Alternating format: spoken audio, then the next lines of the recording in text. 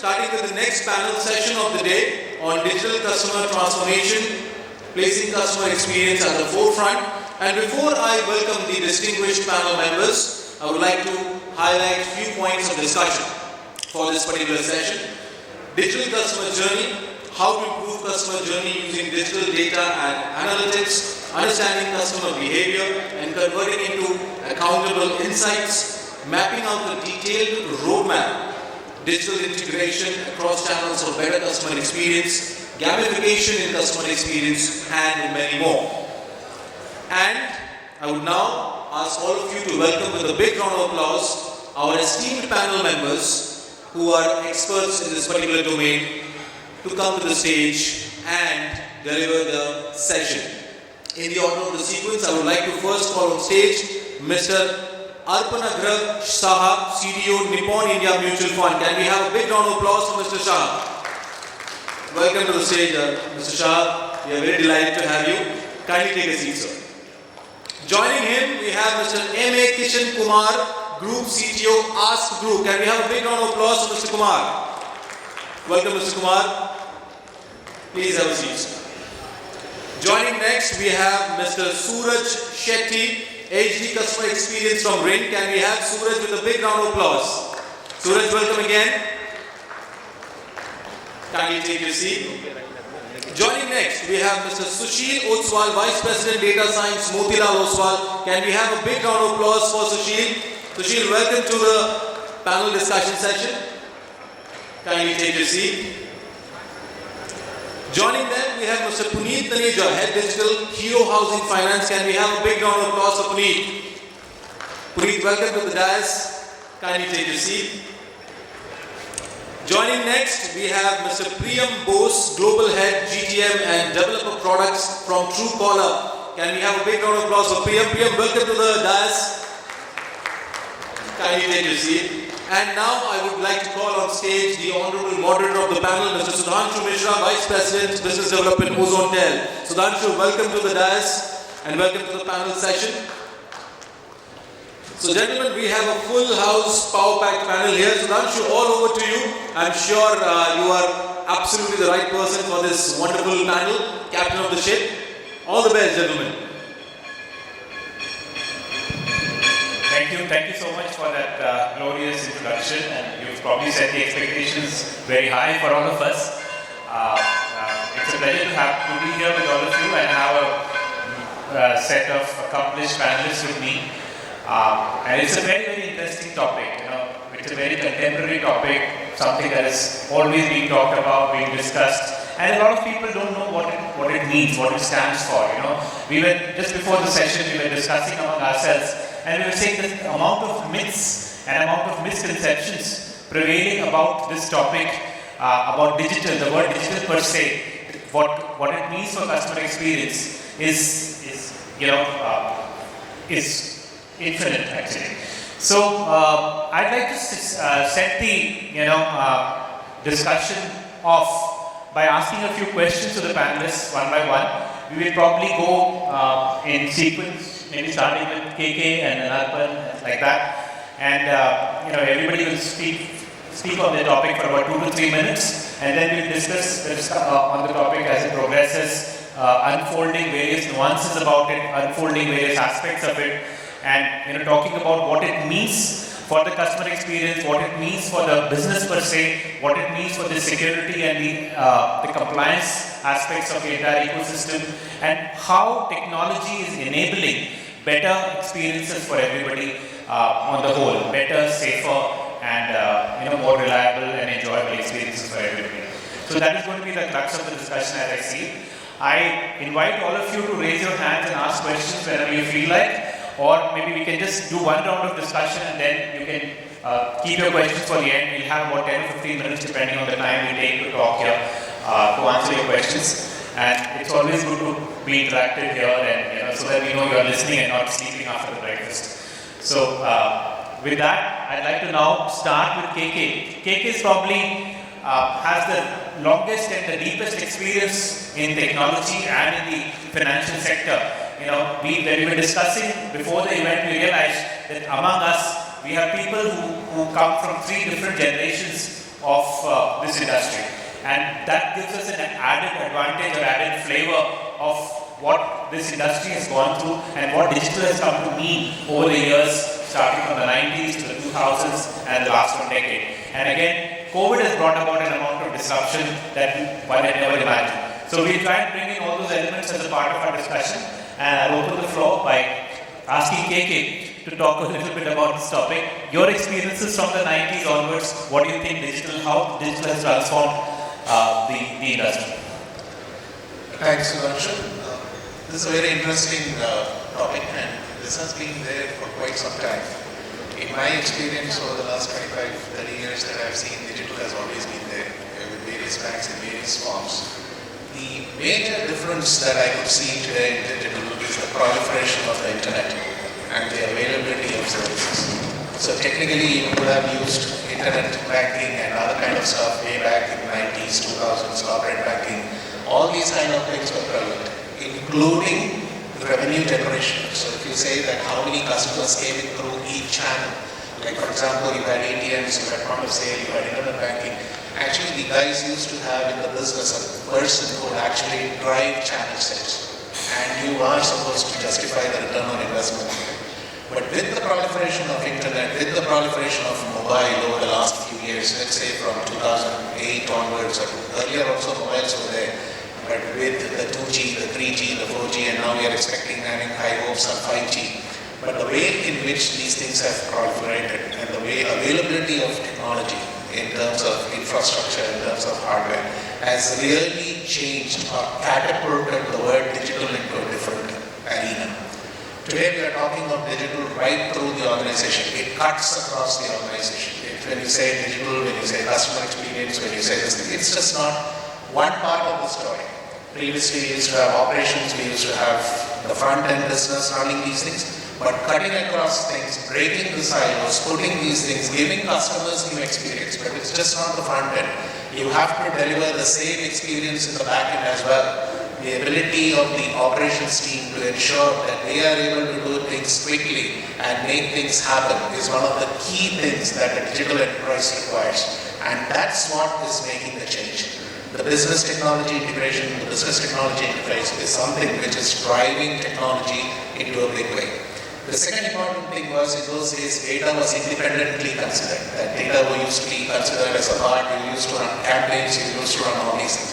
But today, data being used to drive business is something which is actually incorporated into your digital strategy.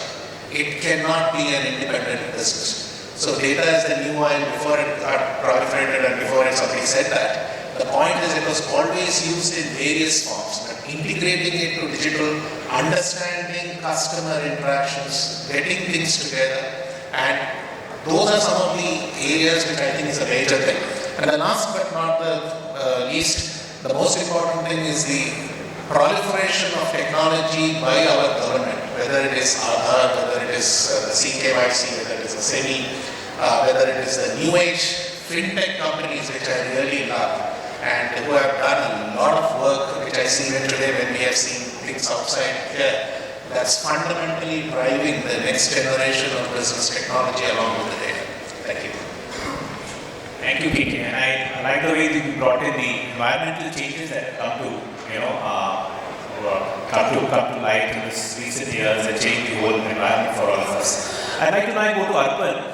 Arpan, you have also been through the journey of changing the customer experience piece from physical to digital, right? You've worked in multiple organizations where you've seen and actually hands-on delivered.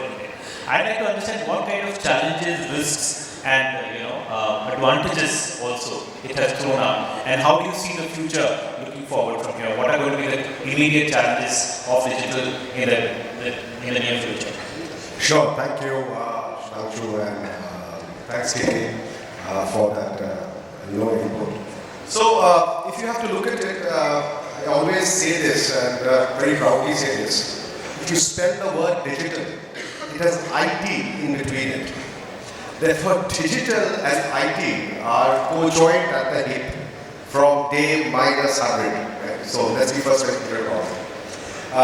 As we see India, progressing over the time, progressing with the decades, was digital not there? Was electronic banking not there? Answer was yes, it was there. But what happened? Today it has got accepted by masses. I think that's something that one needs to see as a huge opportunity, which is powered by the mobile revolution, the internet revolution, and especially the payments revolution which is happening all across. Data as the oil, right, has been something that people have wanted all time ago. If you're a cricket fan, if you go back to the Benson and Hedges World Cup, you will see the batting average rate being shown on TV back in 1984-85, right, for cricketers, and still on. It's just that now data has become more refined.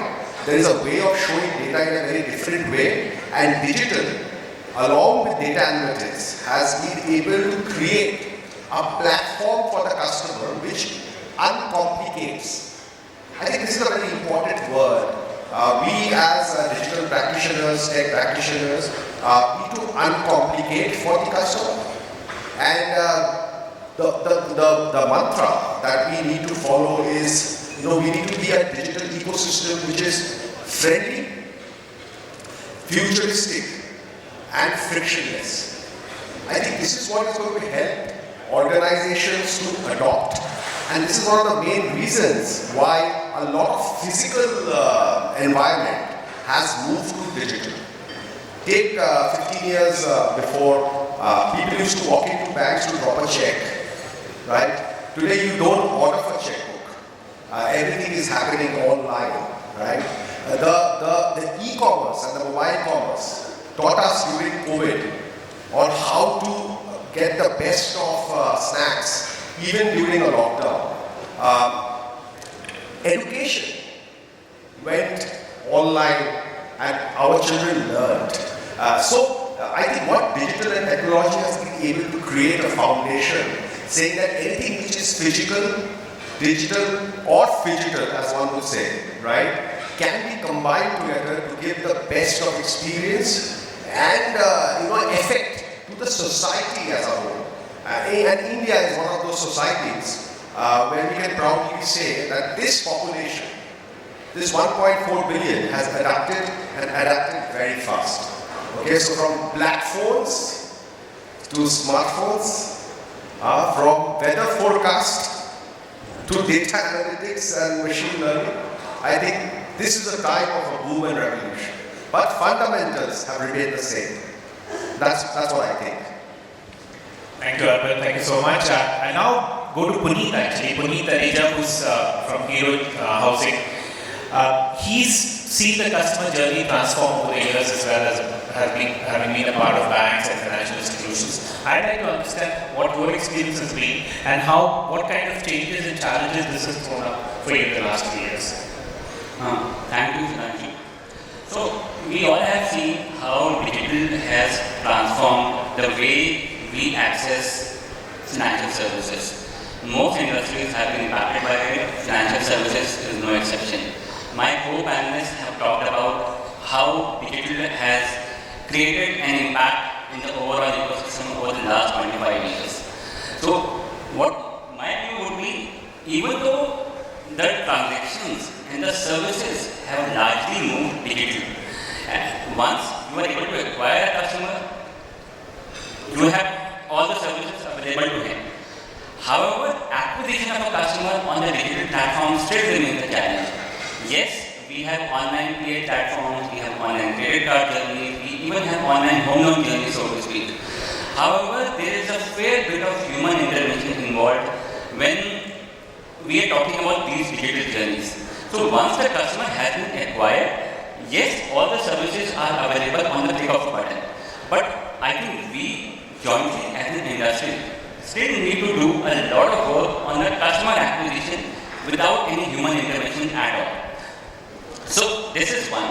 Second, yes, digital is important, helps me reduce costs, helps me scale. However, I think, and I must add, banks and NBFCs cannot do it all alone. Fintechs have played a very, very important role in this overall ecosystem in partnering with banks and NBFCs to create all these offerings. But I always tell my team, just because technology allows you to do it, don't do it. Do it only if you see a genuine value add for the customer. I mean, you will have all authentication APIs available today. Pretty much everything that can be done by technology, but do you really need it? I'll give you a small example. I mean, in one of my earlier states, I was handling a mobile app for one of the largest private sector banks, and it was a feature-rich app. You name a functionality, it was available on the app. You are not required to go to a branch. However, in terms of ratings, we were still pretty average.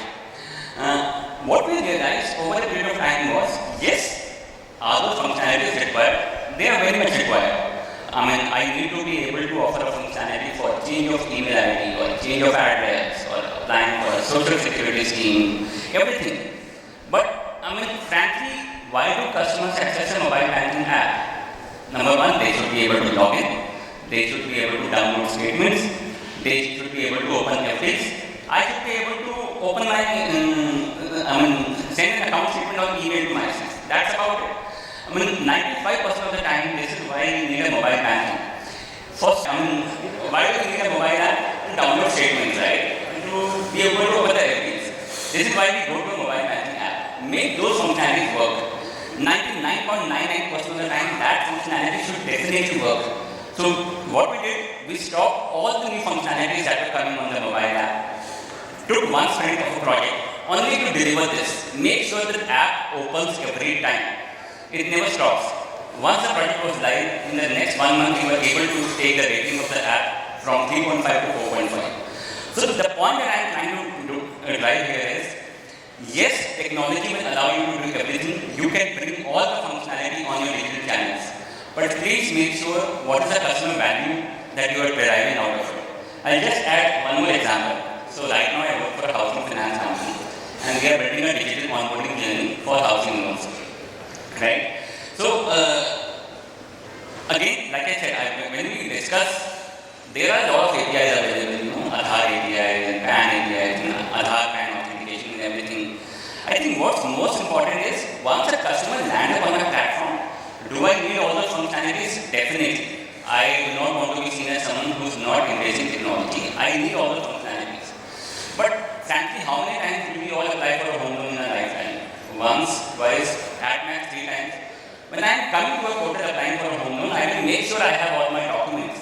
So I need to make sure I am giving a frictionless journey to the customer. A basic, seamless, plain vanilla journey needs to be available. If I have to call some authentication APIs at the back end, let them run. There may be some basic APIs running at the back end. But the customer experience just cannot get compromised. If the customer has come on a portal, I will make sure that the complete journey goes without any issues. If his Aadhaar and PAN name is not matching, I can check it offline later. Absolutely not an issue, but he should be able to complete the journey. So again, the limited point I was trying to drive was, customer needs to be at the forefront, customer experience needs to be at the forefront whenever we are designing a digital journey for any financial product. I just took home loan as an example. It could be any channel, it could be a service, it could be any other product like a credit card or personal loan. Thank you. Thank you, Puneet. You talked about customer in a big way, and I think customer is the center of everything that we are trying to do. But this brings me to another point, that the customer behavior has also been changing over the years. And some disruptions like COVID or other kind of environmental changes have also brought about a change in the customer behavior, the way we work, the way we function. And customers' expectations have also changed in these years. So I'd like to now go to Sushil, and I'd like to understand how the changing, if you'd like to talk about it, how the changing customer behavior can be converted into, to get some insights and, create some actionable insights and change your offering or the way of approaching the customer. I think actionable insight, that's the key term here, okay? And it means different to different team and the stakeholders. But in short, it means it should drive a decision. With that in mind, one is to start that it should drive some decision making, it should drive a business outcome. Now, let's rewind now, how do you generate actionable insight, how do you start that? Okay. Now, the first thing is, any project or use case or any business outcome, first understand what is the business problem one is trying to solve. Okay. Have a good discussion with the stakeholders, with the business owners, and understand the process. Okay. And get into the shoe of that process owner. So, for example, if the business objective is that you want to increase the account opening rate, for example, okay. So there is a acquisition cycle, then there is a CRM data, and then there is a account opening process. Then there is a call center, and digitally one gets into that stage. So become a call center, go and talk to the call center team. Sit and why don't you take the calls yourself and try to open the account. You will understand the process, you will understand the data that is being collected, you will understand the challenges that is being faced. Now you understood this, and this next step is, it is always important to establish a baseline. Okay? The business problem that is being solved is establish a baseline. And that baseline needs to be discussed with the business owner and the implementation team. Because ultimately, the actionable insight is going to be consumed by the business or the implementation team, and they have to sign off on that. Okay? And that is going to be a challenging part. Okay? Because they may agree, they may not agree, but you have to establish a baseline, a clear focus. Once the baseline is established, now you have understood the data, you have understood the process, you have established a baseline. Okay. Now, in order to generate an actionable insight, don't wait for all the data to be available. Okay. Start with whatever simple data is, whatever data is available. Okay. And don't rush into getting all the data at one go. Start with whatever data is available. Do a very detailed data understanding, data gap understanding, and discuss those findings with the relevant stakeholders. And a lot of findings will come. And formulate an hypothesis for the business outcome or the actionable insights that you're going to solve. Okay? And formulate that hypothesis. Now you have defined, you have looked at the data, you have identified that, you have formulated a hypothesis now. The next step is now to generate actionable insight. Now this also requires a lot of do research first. Research first, come up with some 2 or 3 approaches to generate an actionable insight. Try to brainstorm the pros and cons. Try to see how it will help the business, how it will be implementable. Now the key is implementable. If it is not implementable solution or the actionable insight cannot be consumed for decision making, just relook into that, because that is very key over here. Okay? Now decide upon the approach and then use various tools, technology available and do data mining or whatever, model building and generate the output. Now implementation, as I said, implementation is key. You have to look at the implementation plan or discussion to start well in advance. You don't wait till end for the implementation to start. You have to start discussion, the implementation strategy, how is it going to consume, so the team is ready. And once the implementation starts, you can start monitoring those findings or the outcome that is intended out of those use case. And then parallelly, what one can do now, start adding more data gradually start adding more and more data. You will learn from the implementation. Learning from the implementation is very key. And you will start getting more and more findings from the implementation, and then start doing more and more data points. Don't rush into overlaying all the data at one go. Start overlaying data at one step. Okay? And important is selection of the right use case. Okay? Typically, my experience is a use case or action should be generated in 7 to 9 weeks time. If any use case or some implementation is taking months and months, then it is a sign of a kind of failure, I would say. Thank you, Sushil. That is interesting that you talked about how to use the consumer behavior insights into actionable deliverables and the process that it should follow. It obviously, with the changing times, one needs to think differently, plan differently, and act differently, because everything is changing. The change is the only constant. That brings me to Suraj, who represents a microcredit or new age microcredit organization, and you all heard him in the morning as well.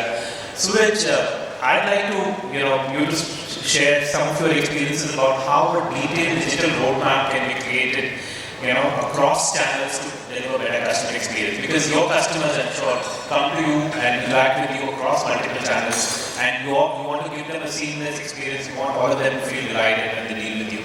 How do you do that, and how do you make sure that there's a certain sanctity that is maintained across channels that you have? Yes, so that's an interesting question. So I would say when it comes to digital roadmap across channels, we are trying to look at doing it across channels as well as across departments. Because I've seen that while the customer services team may be very passionate about serving the customer or resolving queries or giving the best experience, there will be some departments who may not be in sync with them because it may not be their daily routine. For example, there would be a payments team, or there would be a separate field team, or a sales team, or a marketing team, or a product team. They would be involved in the day-to-day activity. So it's necessary that we have a platform which brings all the departments together and establishes a responsibility for each of the teams with this, and it's part of the KRA to deliver on the customer experience front. So what we do is we have this kind of tagging for each and every interaction that happens with the customer. So whenever a customer interacts with a ring through any of the channels, be it phone, call, chat, email, or social media channel, there is a ticket created, and the ticket is not just created for the sake of the interaction, but also there is a separate tagging to it, which we call as query and sub-query, wherein we have some 15 queries and some 180 sub-queries, which immediately helps us identify what is the problem that the customer had. And if we send this ticket to any department, they can instantly recognize, okay, this is the problem, and these, today, for example, we have received 150 queries just on payment failure. We have received 200 queries on refund.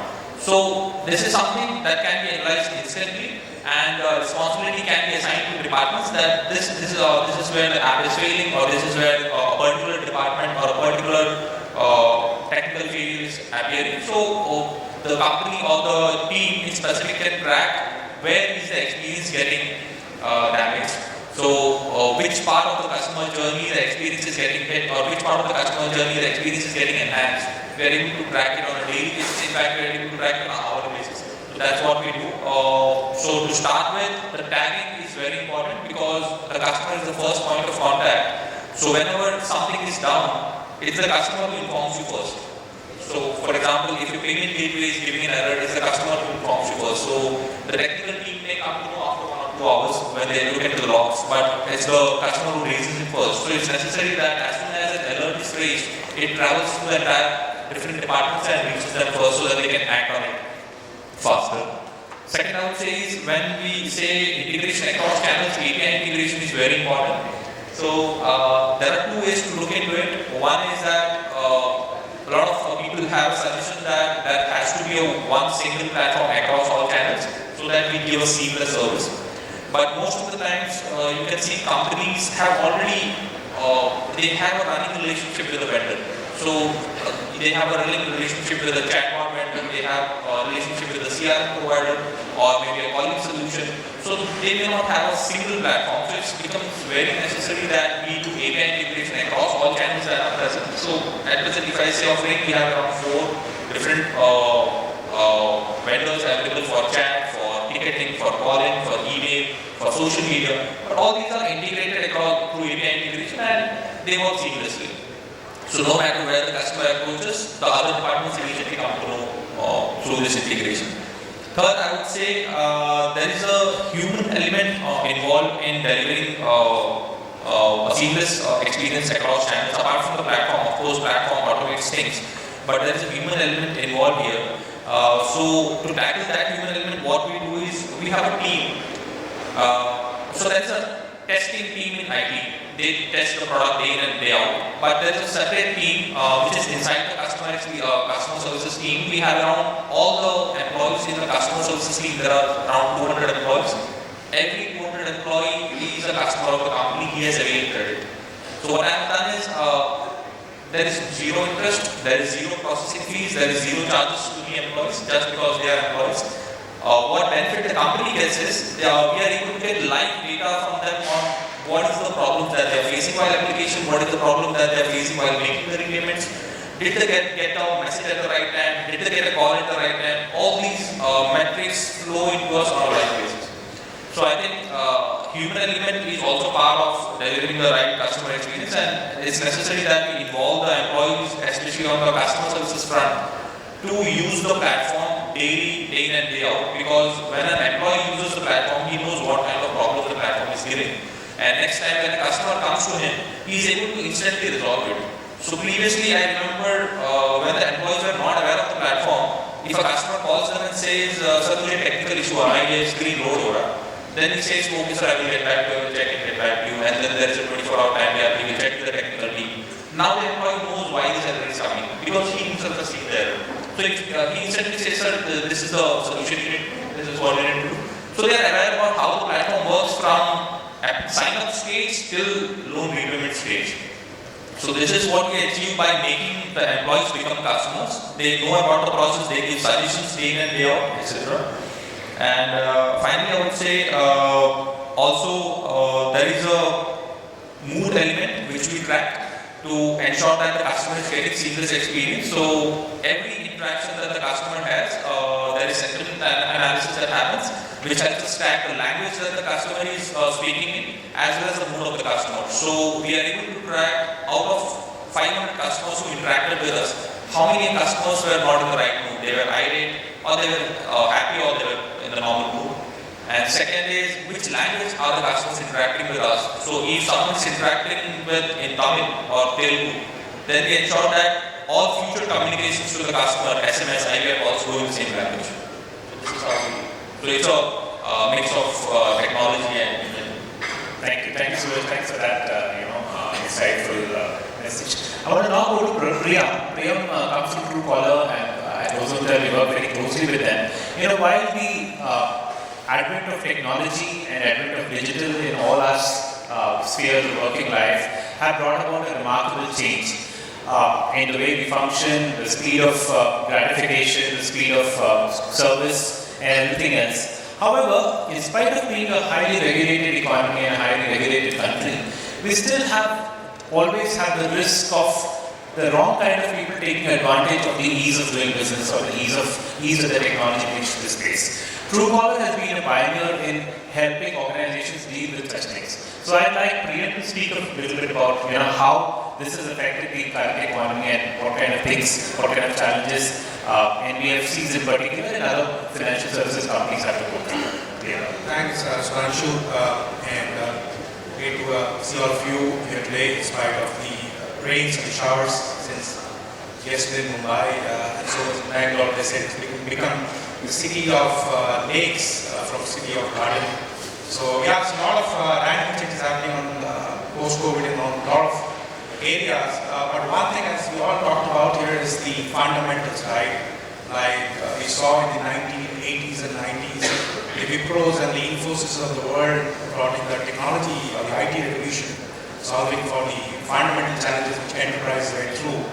To the era of mobile revolution, right, where we all started with feature phones, with basic life communication, to really running countries, economies, and contributing to the GDP, to smartphones, to telecom networks getting from 2G, you all remember, right, the missed call phenomena, to 3G and 4G, and now we're talking about 5G. And then the fundamental around that customer experience, we all are talking about, digital customer experience we all are talking about. But as KK mentioned, certain things never change fundamentally, even if technology watershed moment comes every 10 years, 15 years, 20 years. So from our perspective at Truecaller, obviously we are the third most used mobile service in India as far as concerned, other to our usual suspects, which always sits in your pocket as well as you speak on your smartphones, is about identity and communication. So what three things which never change and never change even in this digital CX life cycle is A, communication, B, context, C, trust, and D, feedback, right? And probably E is advocacy, right? Like anything which we need to deliver, right? Whether it's technology, analytics, and infrastructure, communication is key, right? And I think that is where how we bring in with communication as a precursor is the identity of the communication. Why the business of the NBFC or the bank is calling is it the right identity, right? Why they're calling, why they're communicating, right? Like for example, COVID, I'm a COVID survivor. And in COVID times, obviously a lot of frauds are happening as well because a lot of people were trying to maximize on their time, right? And I was sick and I got a call from the bank and my own bank, and as I said, we all sometimes have that misnomer that when a bank is calling, they're definitely trying to sell you something. And why the hell in this time that I don't know whether I will survive, right? But again, some of the technology that Truecaller we built, it literally told me personally, the bank is calling for sure, but this time it's not calling for really selling me or upgrading me to a higher value prop. But this time the call was from the bank's security department, right? And while on one side I was trying to survive COVID, and on the other side there was a fraud which happened in my online transaction. And had I not picked up the call, probably it would have been too late, where at least I would have asked the bank would have taken some consent from me to take some steps. Right? So I think that is where with digitization and CX, these things are also becoming more and more challenging. That how do you manage identity, how do you manage fraud, how do you manage scamsters, how do you manage the context of the conversation, right? And as the panelists before me said, it's a life cycle, right? CX is a life cycle. So communication in parallel in time to go to the life cycle, whether it's a calling communication or a messaging communication, right? So some of the things which at Truecaller we are now enabling into our scale is when these businesses and users came back to us that how to build identity and trust and context communication, right? And it is an irony that business communication has been existing for decades around the world. But it really didn't have an identity when they used to interact as part of CX, which we're calling CX now. Back in the days we used to call customer support or customer interaction. And customer was back then also at the center of everything, due to which why you all exist, is that it doesn't have an identity. It's a ghost, right? And businesses have an identity on social media, on Facebook, on Twitter, Instagram, and for that matter on your own website where you expect digital CX, digital onboarding stuff. And that is where we started working with businesses that even businesses need when they're communicating, which is such an essential ingredient as part of the CX life cycle, to A, validate and verify and let the users and potential customers know who they are, and B, why they're calling. As I said, a business or a bank or an NBFC may call for different use cases. As I said, bank security department, a better customer service, as fellow panelists said, based on some of the data insights which an institution gets, how can I give more to my customer? How can I elongate my relationship with the customer? Right? So that is where you set different kind of context which we have now enabled. And then the feedback, right, as I said, which is very, very important, that communication one way has very limited impact. And that is also relevant when we communicate in a personal life. Like if you're just talking, it becomes a monologue, right? And I hope this panel doesn't become a monologue. We will have some time to get some questions from all of you. But it's a dialogue, right? And so is the case with business communication as well. When businesses are calling, there has to be some kind of dialogue, right? There has to be some kind of feedback coming in, which again has not been there. And that is where Truecaller is evolving that when a communication is happening between the business and the user, you communicate back. For example, this is not the right time. And many times, a lot of people invest millions of dollars in CPaaS infrastructure to really call contact center solutions. But they really don't have a way to get the customer insight and feedback at that point of time, where they can optimize those efficiencies, they can optimize those processes, they can optimize the agent's time better. So something called a feedback from the consumer, which obviously creates, as a cascading effect, better trust between the user and the business, which is what we said, an NBFC or a bank or an insurance company, or an e-commerce company or healthcare. So I think these are some of the things which at Truecaller, being an identity and a communication platform at scale, enabling this across our markets globally, including India, which is obviously our biggest market. And I gave one anecdote of my own self as a COVID survivor. The other anecdote, yesterday we were in a conversation with one of the top BFSI companies in South Africa, and we were talking to their CISO, the Chief Information and Security Officer, and they talked about, and they're working with us and obviously Google to figure out how do you address scamsters, and where the pattern, one insight which they give in South Africa is that scamsters position them as the bank's digital agents, the bank's security department personnel, etc. And they were talking that they lose, there's a huge revenue impact. Like they give a stat, almost $600 million they lose. And they have some peak seasons, right? In South Africa, as a precursor to Christmas, right? Those 3-4 months that we have our festivals coming in.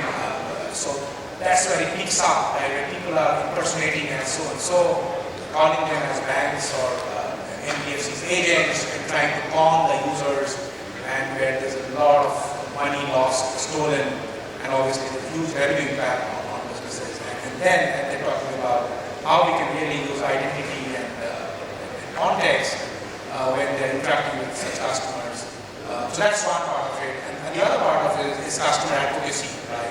As part of CX life cycle, where you constantly communicate as an entity or institution that when they are communicating, when they're interacting with new services, new products, new ways of servicing their customers, that this is how you can trust us, from where we are communicating. It could be the numbers from which they're calling, it could be IDs from where they're kind of messaging or having an interactive channel, right? And that customer advocacy is very, very important in this area of customer CX life cycle, because these are fundamentally, as all of you have said, and we have all seen there's different spectrum of generations sitting here, right from 80s, 90s to all the way to now 2020s, right? That these fundamentals have never changed and will never change.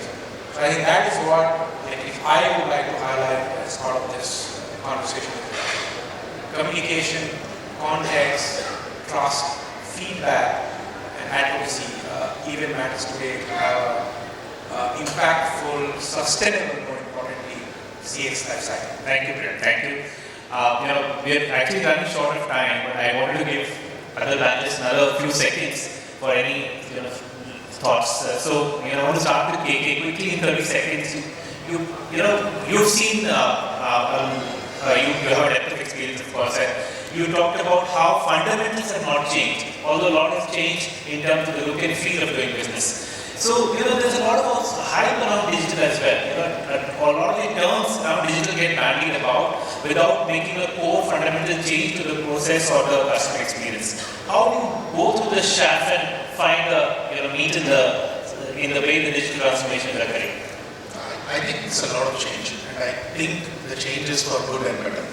Gone are the days when you would process a file in 5 days, 10 days, 15 days. Today, people want instant gratification, and without that, you can't do it. So it's very simple that in CX today, when you talk of customer experience, when a person is online, you need real-time data. Anything that is offline is not acceptable under any circumstances, and I don't believe in offline data for the last so many years. Data should be real-time, data should be online. If the customer experience has to be good, it's not good, it has to be great. If it is great, then you have to have a digital organization. And for having digital organization, you need real-time data. So if the customer is inputting real-time data, the risk management in the back office need to have that real-time data in order to process the data. The back office operations need to have real-time data to actually see what's happening. The compliance team needs to know what's real-time happening for that particular customer to get back to the customer. So today we are not talking of a process which is like in those days where you have 15 days, SBI takes 3 months to process, or some other guys takes 2 months to process. No way. You need instant gratification. Loan, yesterday I was reading in one of the papers, one of the large banks just said personal loan in 10 seconds, which is fantastic. I think that's the way life is all about. Today we don't have time. Today there are too many banks, too many institutions, too many NBFCs. And I don't see a reason why any of us cannot provide that kind of a service today. Because today you have all the ingredients which was not there available. You have real-time civil scores, you have real-time ratings, you have third-party rents. You have third-party sources of accessing data. You have Truecaller like things to get the geopolitical situation, geopolitical place where the person resides, and all those kind of things. So I don't see a reason why today we are not able to satisfy the customer and provide that real-time customer experience. For me, as I said earlier, data is inseparable from digital. So if both these things are available, I think it should be the way people should go forward. There is no space for offline data, whether it's an NBFC, whether it's a bank or whatever institution or line you are talking of. So with that kind of a system available, infrastructure, everything available, I see that that's the way to go. That's my view. Yeah, I've been told we are left with only 5 minutes, so I don't think I have time to go through the whole panel once again. But I'd like to ask, throw the floor open now to questions. If any of you have any questions or any specific topic that the panel spoke about, please raise your hand and we'll be very happy to answer your questions. So when you ask a question, please give your name, the organization you represent, and the panelists to whom the question is addressed. Yes, sir. Can we have the mic? Can we get the mic, please?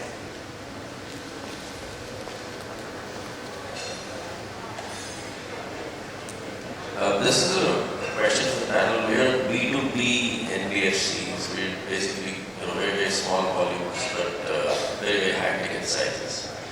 So, any of the panelists basically have any experience with these kinds of things where the per transaction value is massive, and obviously all the things that everybody has mentioned here are absolutely true for all technologies, but when it comes to very high value transactions, what has been your experience? Sir, would you kindly introduce yourself and your organization? Yeah, my name is Suraj, and I'm with ISIS Finance. We are lending to real estate developers. The amount is around 50 to 100 crores. So, K to direct that? I think the B2B is a very interesting space. In fact, it's not only today, but it's been there. But now I think it's a lot more easier compared to earlier days today because of the availability of data, the Ministry of Corporate Affairs, integration with that, getting the balance sheets online real time, networking that. So if you look at whether it is a real estate, whether it's infrastructure projects, or what we used to call as project finance and other things which we do in government, today it's a lot more easier to get authentic data. It's a lot more easier to monitor those projects on a real-time basis. And it's a lot more easier to get into the granularity of data. Like for example, because we were doing for something for the real estate, like this Take Insights. Right from monitoring of the cement bags which come in for a construction of a building, to the iron and steel used, to the pricing of that on the international market, because commodity prices have risen, iron and steel prices have risen. So to that extent, you have got data availability within the system. Now the question which will only be more relevant is how quick is your risk management department in managing these things, because you have the information, you have the data, you know the market conditions. So how quickly can the risk and compliance, what kind of rules can you put into the system? So leaving aside technology, but even if you add technology to it, it all depends upon the system as to how quickly can it. I think it's a lot more easier than older days. I think probably the time frame could not be, you will get almost about 70-80% of the data in real-time situations today. The last 5 or 10%, which is the mileage, is something which we really need to take the human judgment. Or otherwise, if you had machine learning and AI kind of, I wouldn't say AI, I would say machine learning more, because more and more you start with, the machine learns that thing.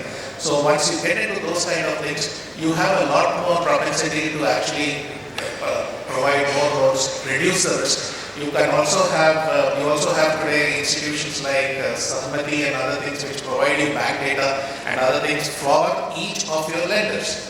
So borrowers, sorry. So for the borrower's point of view, you are real-time monitoring the situation. So I think it's a lot more easier to do it technologically than do it on a physical way which was traditionally being done. Thank you. I hope that answers your question. We have time for just one more question. Is there anybody else who would like to ask a question, please? Any question from the house?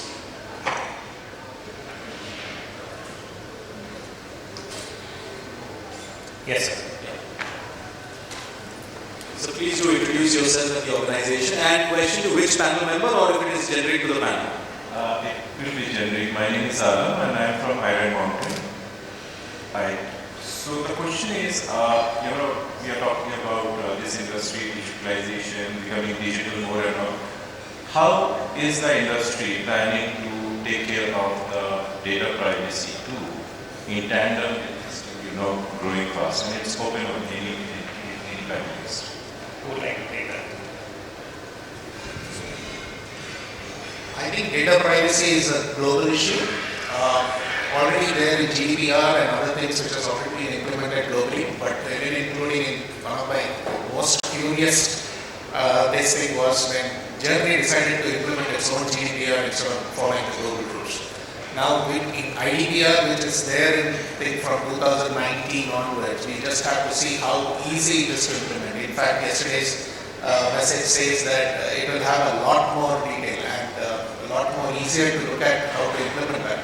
Yes, it is going to be a challenge for many organizations to do that, but organizations who have already got tools and templates to see what the PII data is basically, they should be able to do that much more easily. Today's systems are not combined. Not many Indian systems or Indian organizations have those kind of systems which are compliant for PII. I can take all the names of companies here which are not. Many of the international products which are there, they are all GDPR compliant because they have been through that grind for the last 4 or 5 years.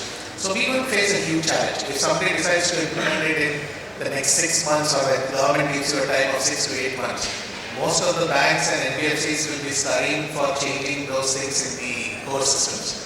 The external systems, if it is in-house done, possible. Otherwise, all vendors will go for a toss. So I don't think it is a difficult thing, but I think the industry should have taken care of it because they knew the IDPR was coming in. They knew what GDPR is. They knew what these things are. But I don't think any of these things have been taken into consideration by doing these kind of things. So I do think it's a challenge, and I think it will be a formidable challenge.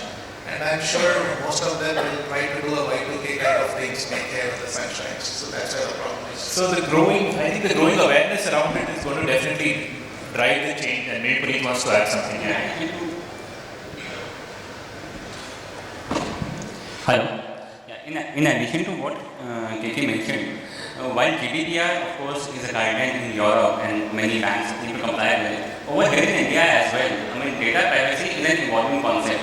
RBI has very strong controls around it. You see, we cannot have any PII information, personally identifiable information in our database. All of that has to be encrypted. Just 3 years back, I'm sure you all are aware, you could use your Aadhaar number anywhere. It was just being used very frivolously. I still remember one of the union ministers had shared Aadhaar number and challenged everyone, and people could just pull out information. But the regulatory bodies are acting on it. We had a concept of a global AUA and a local AUA which had come up around a couple of years back. Only banks could do eKYC, the NBFCs could not do it. The Aadhaar board came in. You could, if you have to access any Aadhaar-enabled service, there is a virtual ID which is available to you. So, it is an evolving practice. Data privacy, yes, concerns are there. As and when you go digital, these concerns will come up. But I think we have regulatory bodies to address it. And like I mentioned, with concepts like Aadhaar board, ECIDS guidance, those concepts to a large extent are being taken care of. And it is an evolving practice. It will continue to go going forward as well. Very good question, sir. As said, like Truecaller being a European company, we started GDPR compliance like 10 years back when this concept was still brewing in Europe, specifically being a Swedish company. And obviously now we're working, seeing how the IDPR is coming up. But that brings us to probably one of the conclusions of this discussion is that CX comes at a cost. It is not something which is just a front-end experience. What we all as an industry should think about building a sustainable CX so that it's built for long term and it minimizes what I call digital accidents, digital frauds, and as I said, in the era of instant gratification, everybody is trying to build that sustainable experience. Otherwise, you get to see in other domains where traffic accidents happen when people say we want instant grocery. Thank you so much, gentlemen. I think Sudhanshu, in the interest of the time, we'll have to wrap the panel. Fantastic session. So your closing remarks, please. Yeah, thank you so much for the panelists. Yeah, thank you so much. I think we had a very invigorating discussion, and thanks for all the questions. And it is said that the success of panel discussion lies in the quality of questions that come from the audience. And I think that on that score, we did well. So thank you so much. I think digital is here to stay. It's going to only keep changing with the ever-changing demands of the industry. Companies will be expected to stay one step ahead of competition by innovating all the time, by thinking differently, planning differently, acting differently. We at, I represent a CCaaS company, Ozonetel, which is doing revolutionary work in terms of speech analytics, voice bots, all kinds of automation, integration of omni-channels, etc. and helping NBFCs and other organizations bring together a great customer experience for their consumers. So in the interest of time, I'd like to close the session now. Thank you all very much, KK, Arpan, Suraj, Sushil, Puneet and Priyam for being here with me on stage and sharing your insights. Thank you once again. Thank you very much to the audience once again for being such a patient and supportive. Thank you again. Thank you so much, and a big round of applause for this wonderful panel. However, I would ask the panel members to kindly be on the stage for a minute more. I would like to call on stage Ms. Praveena Gundia, Commercial Director from Iron Mountain, to kindly do the honors of felicitating this wonderful panel of experts which we have here. Praveena ji, welcome to the NBFC Summit. We'll start with Mr. Saha.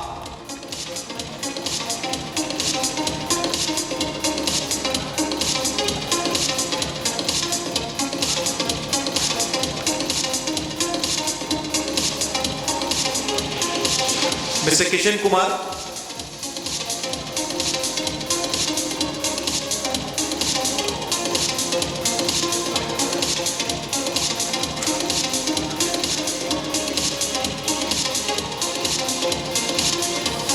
Mr. Suraj Shetty.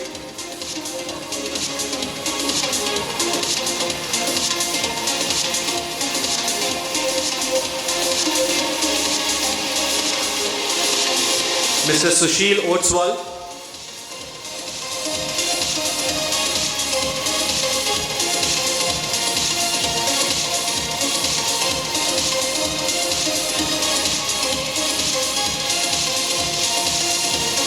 Mr. Puneet Taneja.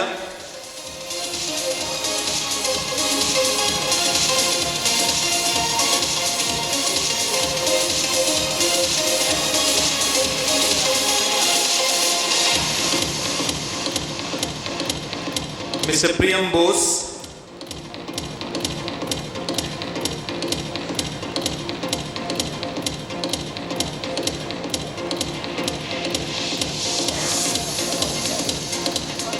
And Mr. Sudhanshu Mishra, our honorable panel member and moderator of this wonderful panel session.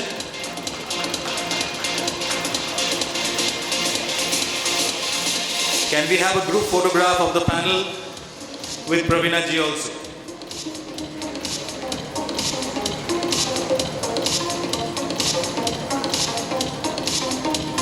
Ladies and gentlemen, a big round of applause for this fantastic panel. Mr. Saha, Mr. Kishen Kumar, Mr. Suraj Shetty, Mr. Sushil Ostwal, Mr. Puneet Taneja, Mr. Priyam Bose and Mr. Sudhanshu Mishra for moderating the panel. And thank you so much, Praveena ji, for doing the honors as well.